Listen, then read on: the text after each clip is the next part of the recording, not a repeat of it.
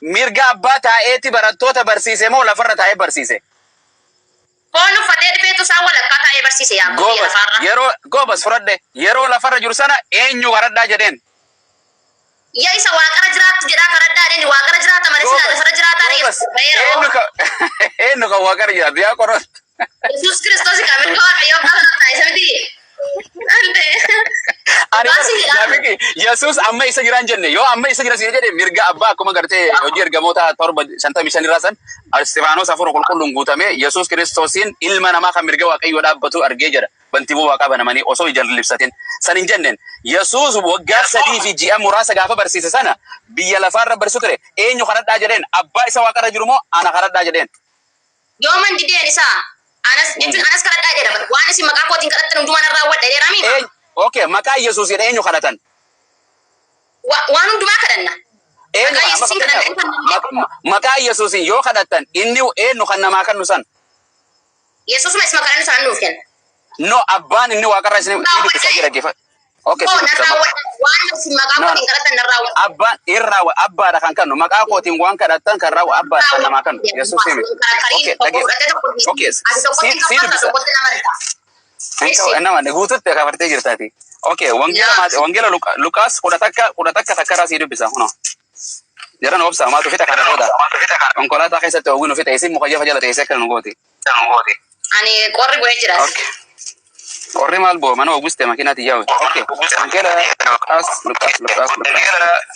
Maa sagaleen akkana deddeebitis. Okay, hiyyamu. Okay, kudha takka wangeela Lukaas kudha takka kunooti sana dura leta gar tokko letto janin hayye akkana jedhama mata dure banadhu Lukaas kudha takka takkarraa taaf godha hayye okay waa'ee kadhataa barsiisuu isaa jedha eenyu Yesuusii miti waa'ee kadhataa ka barsiise miti maalirra dubbitaa Lukaas bakka sin jedhu Lukaas kudha takka boqonnaa takkarraa. Okay. Lukaas tokko kudha tokko tan seebaran. Okay. No.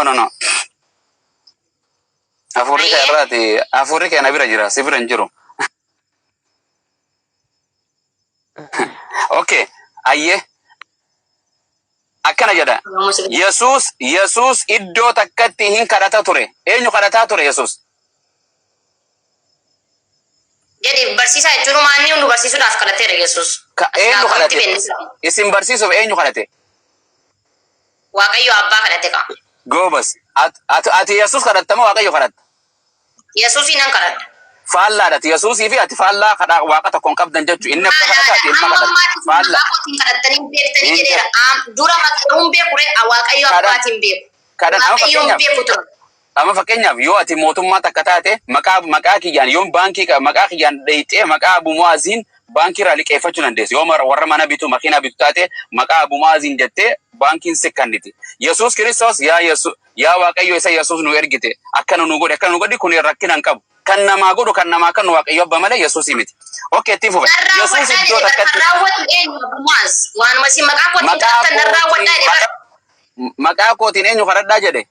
Itti dhufna kana itti dhufna akka abbaa qofa kadhatan nu itti dhufna akka abbaa qofa kadhatan ayye Yesus iddoo takkatti hin kadhata ture kadhannaa isaa erga raawwatee booddee kadhatee waan kadhatu an hin beeku waa hin kadhata wallahi waan kadhata hin kadhata bartoota isaa keessaa tokko yaa gooftaa Yohaannis bartoota isaa akkuma barsiise kadhachuu nu barsiisi jedheen barataan tokko itti dhufee barattoota 12 keessaa qaametti dhufe hin beekne itti dhufee gartee yaa gooftaa akkuma Yohaannis gartee barattoota isaa kadhachuu barsiisetti mee atis nu barsiisi jedheen hayye akka gartee qorattuun jettumoo akka Yesus jedhu sana fudhanna qoy maal jedhee barsiise Yesus na kadhadhaa jedheeni ilma kadhadhaa jedheeni abbaa kadhadhaa jedheeni dhaggeeffadha tole Yesus lammaffaadhaatti kana irratti inni yommuu kadhattan dhaggeeffadha yommuu kadhattan akka kanatti itti fufee jirutti kadhadha hayye akkamitti